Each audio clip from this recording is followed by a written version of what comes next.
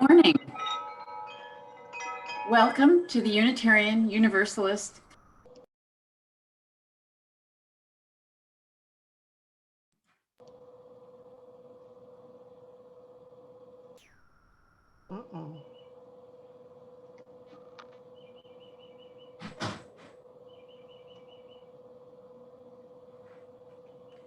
Good morning. Can everybody hear me? Okay, sorry about that.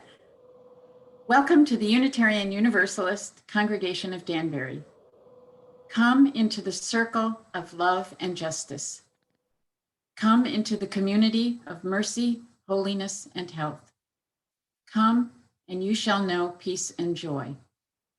My name is Diane Harrington Purvis, and I'm a member of this congregation and a longtime Unitarian Universalist.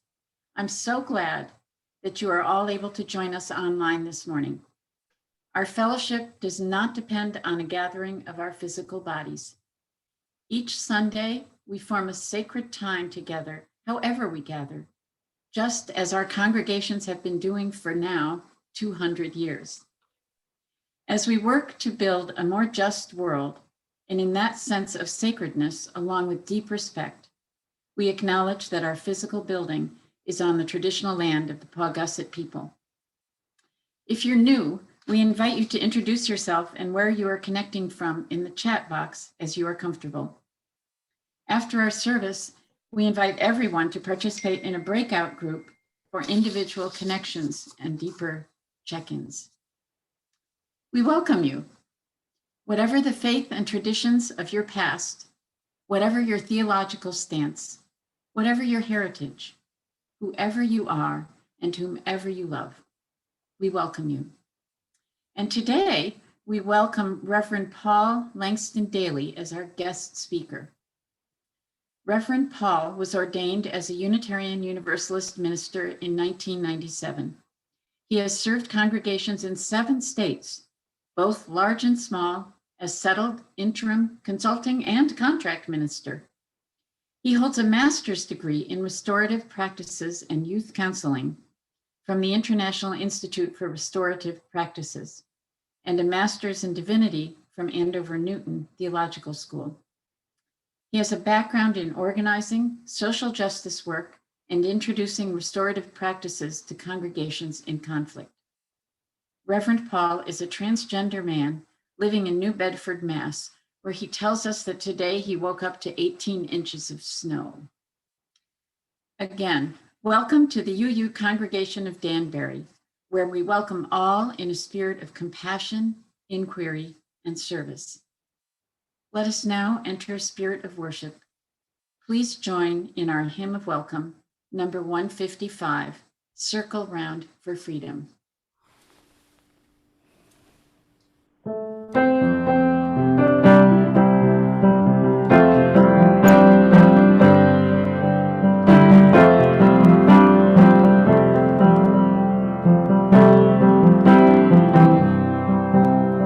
Circle round for freedom, circle round for peace, for all of us in prison, circle for release, circle round the planet, circle for each soul, for the children of our children. Keep the circle whole. Circle round for freedom. Circle round for peace. For all of us in prison. Circle for release. Circle for the planet. Circle for each soul. For the children of our children, keep the circle whole.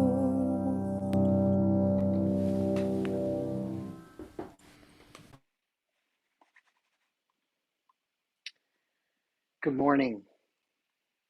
The prophet Jeremiah states, "Seek the welfare of the city in which you live. Pray for it and work for it, for in the city's welfare you will find your own welfare." Our welfare and the welfare of our neighbors are joined in a common fate. We gather today to recognize this simple truth. The power of love is the strongest saving power in the world. As Arnold Toynbee states, love is the ultimate force that makes for the saving choice of life and good against the damning choice of death and evil. Therefore, the first hope in our inventory must be that love is going to have the last word. We gather today in love, recognizing the profound power that emanates from such love. We gather to bring the power of this love into being and to act from it. For in the welfare of the city lies our own welfare. Welcome. And now, please join me in the words of our chalice lighting affirmation, which will be on your screen.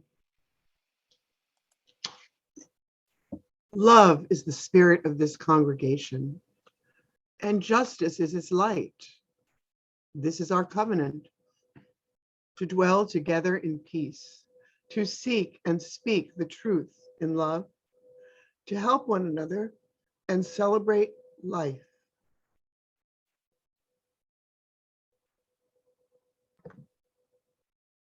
Good morning. It is so good to be together on this beautiful, chilly morning. Please join me in the children's affirmation. The words are on your screen. We are Unitarian Universalists. We are people with open minds, loving hearts, and helping hands. We care for the earth and each other. Our guest preacher today, Reverend Paul Langston Daly, shared a story with me that I would like to tell you. It's from an ebook called Fables Talk, which was written by practitioners at Lutheran Community Care Services. If you'd like to hear a story and you're not near the screen right now, come on over. Here it is. "Nobody cares about me," cried Tiny Gear. Everyone looks right through me," argued Glass Panel. "At least you get looked at. Nobody knows I exist," exclaimed Escapement. "Well, people hear me, but they don't even know where I am," complained Chime. "I feel like a burden to everyone all the time," whined Pendulum. "Calm down, everyone," said Clockface. "How many generations have we served? asked Clock Face. Several, responded the clock parts. How many times have we each been restored? Asked Clock Face. Once too many, responded the clock parts. If one of you ceases to function, will we be whole? Asked Clock Face. We will not, responded the clock parts. Therefore, we are all equally important. Without one, we are but broken. Together, we are whole, said Clock Face. However, all of us together would not be quite enough without the inclusion of the person who whines us once in a while, Clock Face said, as he watched on the busy lives of those they serve. So ends the story.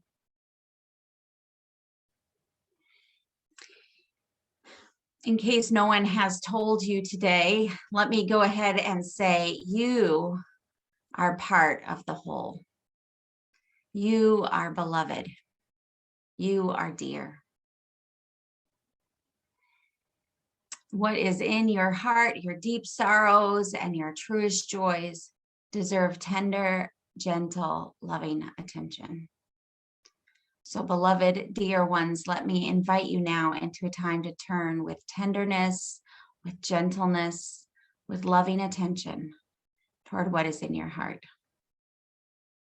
If you're able to do so comfortably at this time, I encourage you to locate within yourself whatever loving attention you can call on and internally, gently acknowledge these sorrows and joys that have made up your recent days, or that bubble to the surface simply because you are offering your heart this care.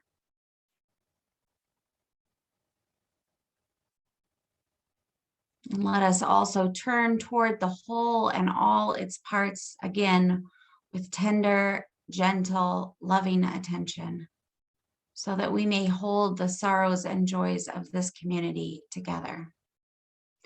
As we listen to the music to come, you may share your sorrows and joys in the chat box. You may also wish to light a candle or drop a stone in a bowl of water as a symbolic representation of that which is in your heart, that which is shared here, and those sorrows and joys which also remain unspoken, but which we hold nonetheless. At the end of the music, Reverend Paul will lead us into a time of silent meditation. Let us now hold and share the milestones of our lives.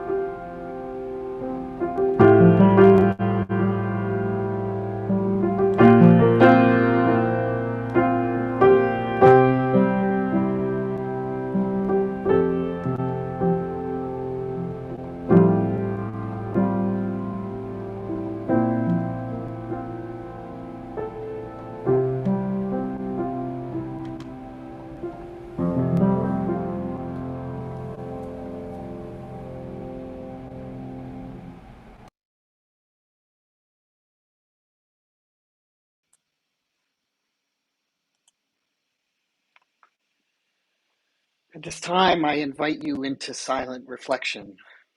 This may be an opportunity for you to think about this past week and one thing for which you were grateful, and perhaps an opportunity to think also about this coming week and one thing that you look forward to. This is an opportunity for us to reflect on those joys and sorrows posted in the chat, and to remember those who have no place to share their joys and sorrows. May they find a place. May they find peace and love. I invite you now into a time of silence, followed by the singing of Spirit of Life.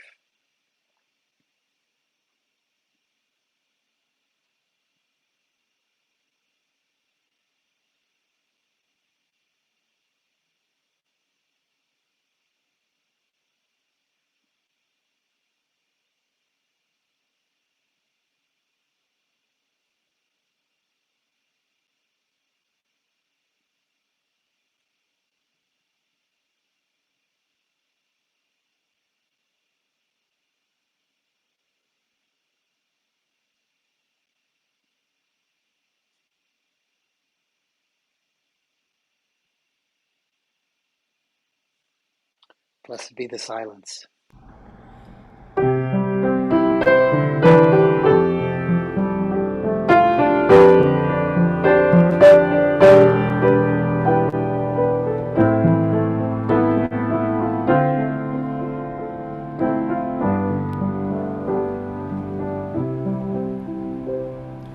Spirit of life, come unto me.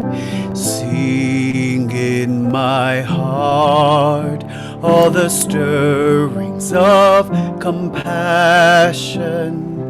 Blow in the wind, rise in the sea, move in the hand, giving life the shape of justice. Roots hold me close, wings set me free. Spirit of life, come to me, come to me.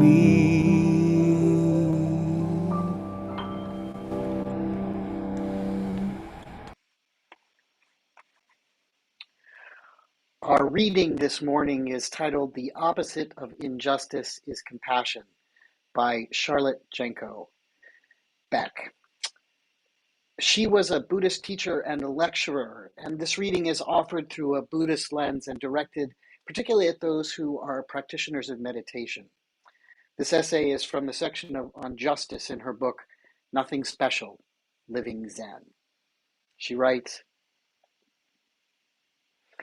as we become increasingly sensitive to ourselves and the transitory experiences of our lives, our thoughts, emotions, sensations, it becomes obvious to us that the underlying stratum of our lives is anger. When someone insists, I'm never angry, I am incredulous. Since anger and its subsets, depression, resentment, jealousy, backbiting, gossip, and so on, dominate our lives, we need to investigate the whole problem of anger with care.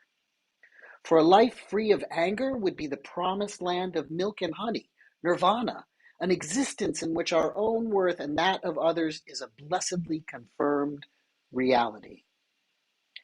For the psychologically mature person, the ills and injustices of life are handled by counter-aggression, in which one makes an effort to eliminate injustice by creating justice.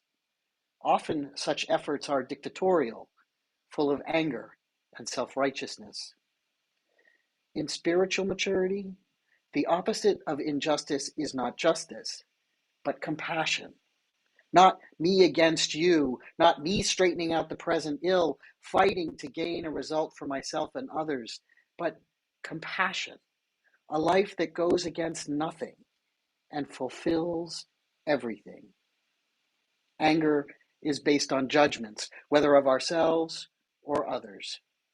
And the best answer to injustice is not justice, but compassion or love. You ask, but what am I to do in this difficult situation? I must do something. Yes, but what? Always, our practice must be the basis for our actions. An appropriate and compassionate response does not come from a fight for justice, but from the radical dimension of practice that passeth all understanding. It's not easy. Perhaps we must go through agonizing weeks or months of sitting, but the resolution will come. No person can provide this resolution for us. It can be provided only by our true self, if we open wide the gates of practice. Let us not adopt some facile, narrowly psychological view of our lives. The radical dimension I speak of demands everything we have and everything we are. Joy, not happiness, is its fruit. Here ends the reading. It's now time for our congregational offering. If you are with us for the first time, your presence here is your gift to us. Members, please express your generosity by clicking the link posted in the chat to make a donation or a pledge. For even though we are not in our sacred space on the ridge for now, we are creating our holy place together. And our operating expenses remain the same. You may also mail a check to UUCD at 24 Clapham Ridge Road in Danbury, 06811. And thank you for doing your part to support and sustain this community we all love so much. Please join me in our congregational response. In the spirit of compassion and service, we dedicate these, our offerings.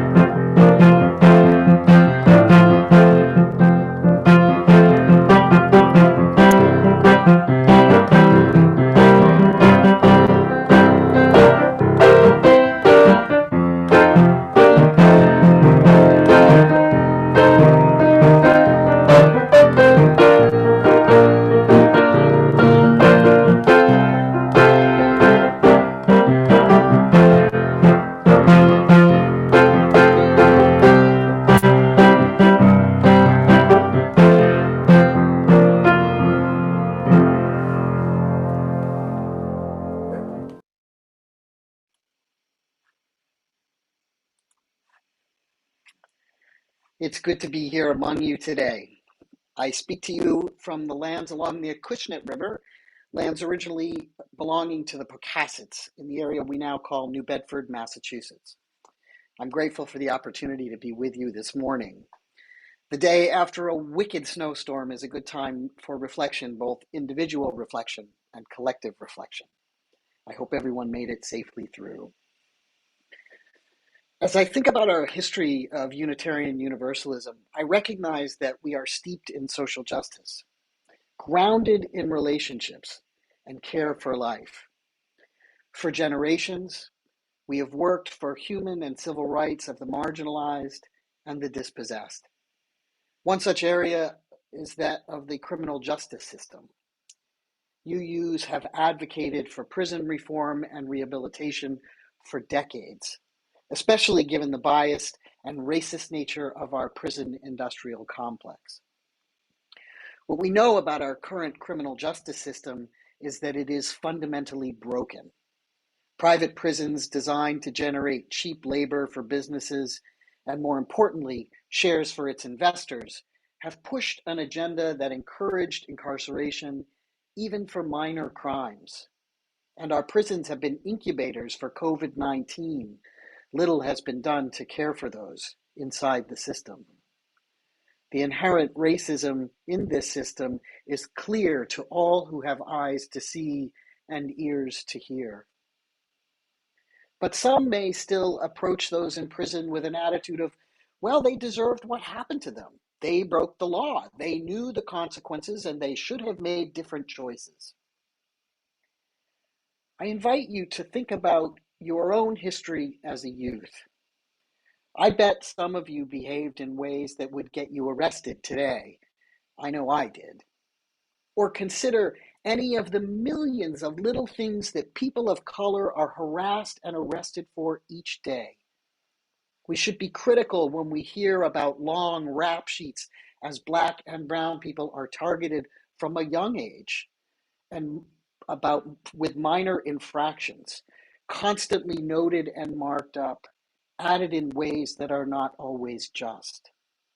And youth in particular do not have the impulse control that is learned over time with experience. Their brains are literally still developing, and our punitive model has sentences for youth increasing along with the number of youth tried as adults. So what is the alternative to prisons? How can we bring our system back into balance? Can we have faith in one another to make that happen?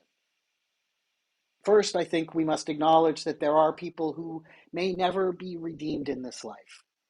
People who are so profoundly broken that the only solution is to keep them separated from the rest of society.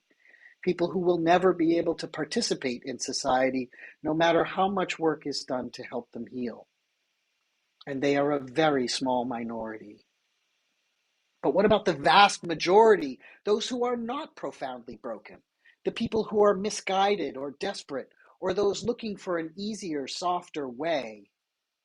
And I ask, who among us has not sought an easier, softer way at some time in our lives? One alternative is restorative practices. And I'd like to invite you today to consider this alternative a little more deeply. These circle practices originated in and have been used by Indigenous peoples for generations to resolve conflict and maintain peace, notably in Canada, in Ontario province, and in New Zealand among the Maori people. These practices are at their foundation relational. Now, the first Western use of what is now called restorative practices was in Canada in the 1970s. It was called the Kitchener experiment. And what happened was several teens went out on a drinking spree and they vandalized 22 properties. 2 adults involved in the case within the criminal justice system were connected to the Mennonite Church. And they felt this was an opportunity to put their faith into action in the real world, a way to offer an alternative to the system that they felt was harsh and unbalanced. So these 2 adults contacted all of the property owners who suffered vandalism from the spree, and 20 of the 22 agreed to meet face to face with the boys.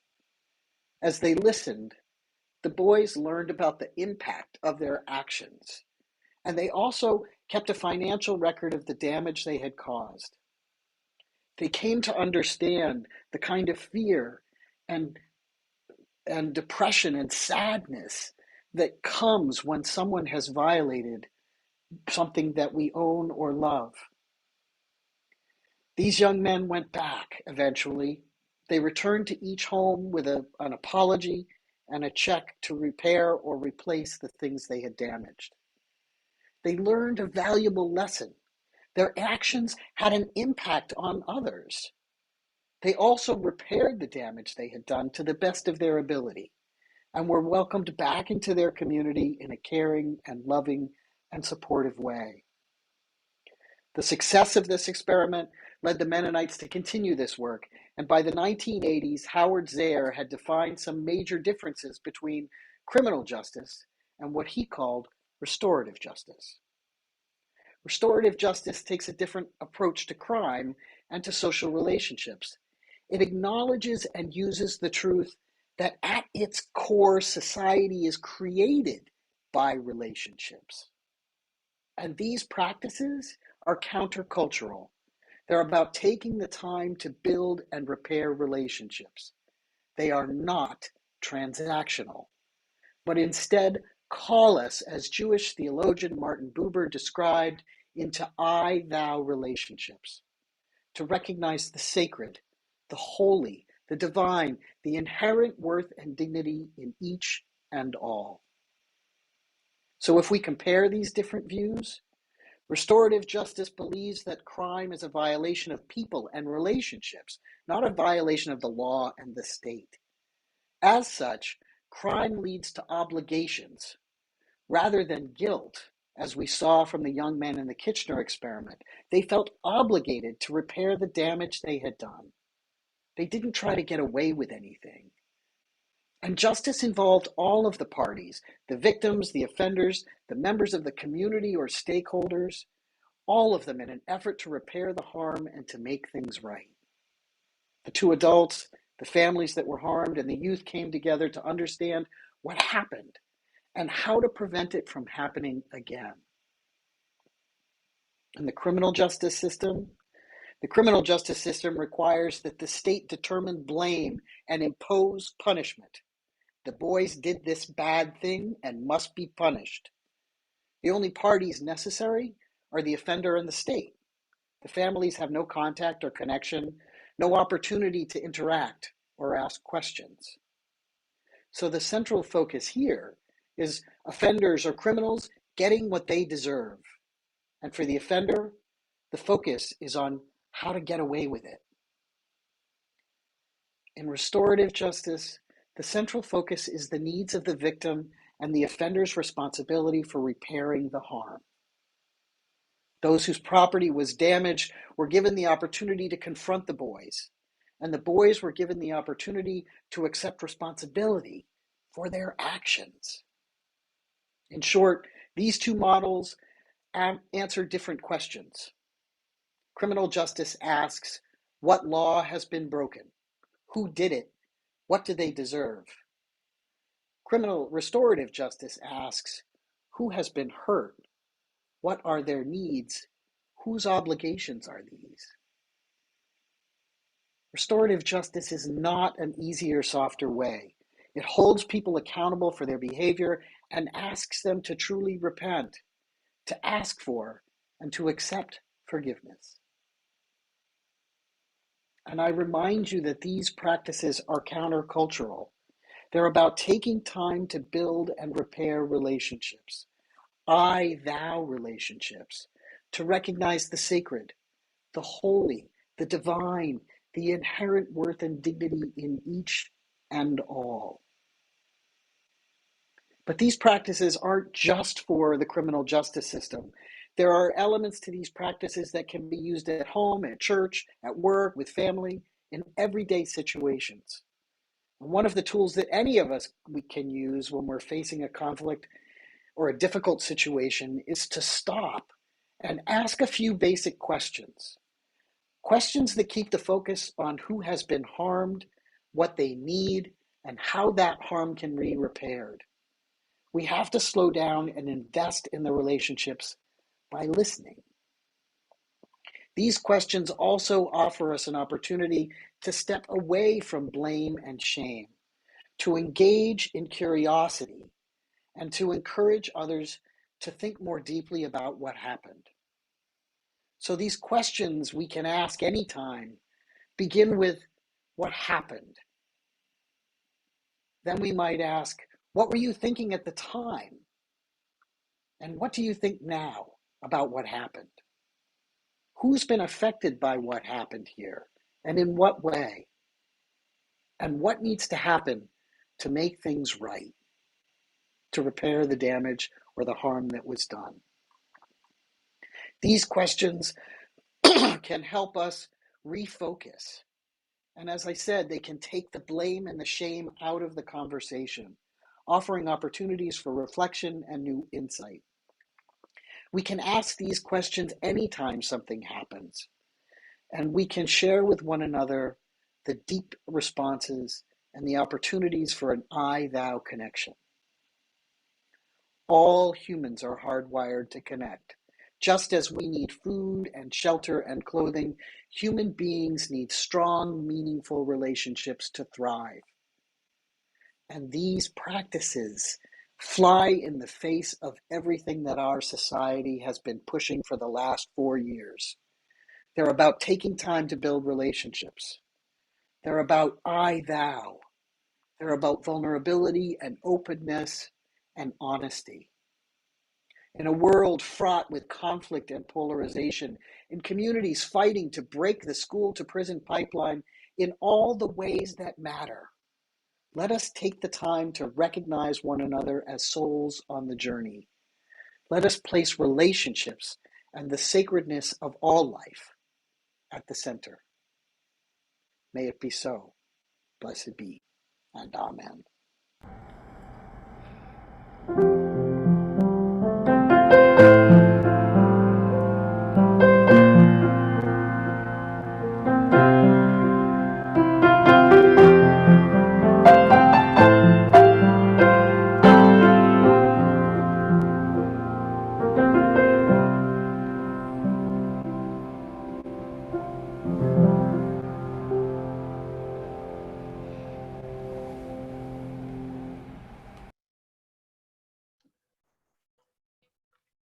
Please join me in the words for extinguishing our chalice.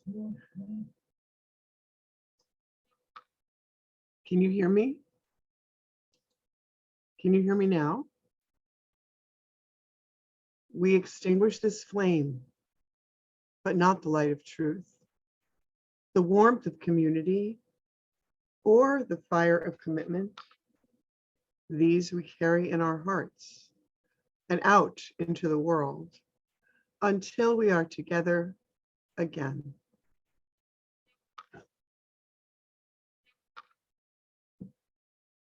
And now please join Jerry in closing hymn 128, For All That Is Our Life.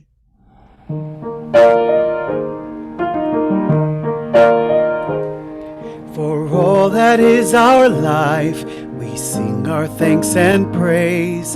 For all life is a gift which we are called to use to build the common good and make our own days glad.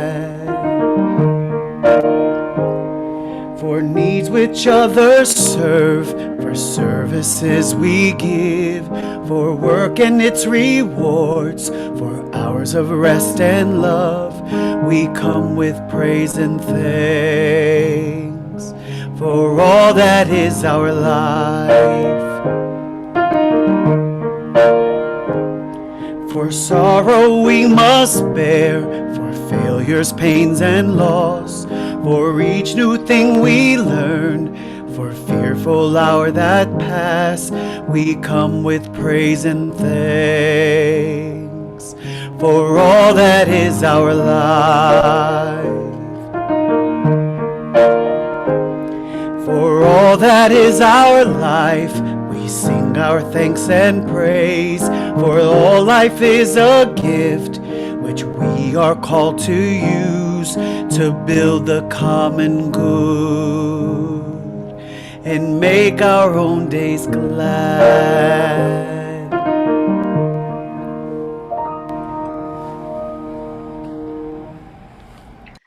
Our closing words this morning are the words of Octavia Butler. She writes, "All that you touch, you change. All that you change, changes you. The only lasting truth is change. God is change. Go in peace. Blessed be, and amen."